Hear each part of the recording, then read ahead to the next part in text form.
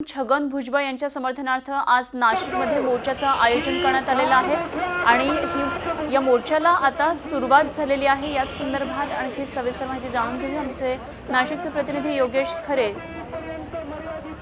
यांच्याकडून।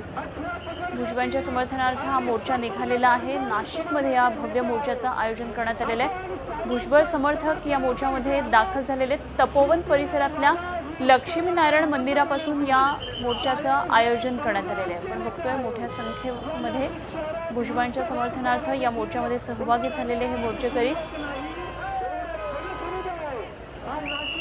नाशिकमध्ये या विराट मूक मोर्चाचं आयोजन भुजबळांच्या समर्थनार्थ करण्यात आलेलं आहे आणि तपोवनमधून हा मोर्चा सुरू झालेला आहे। तपोवन परिसरातल्या लक्ष्मीनारायण मंदिरापासून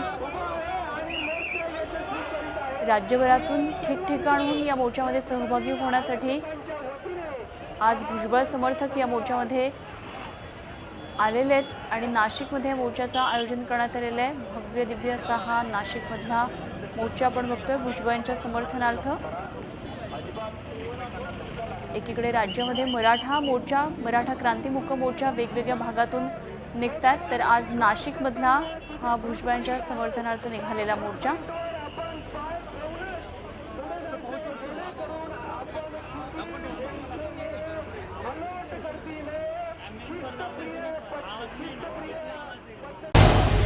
झी 24 तास रहा एक पाऊल पुढे।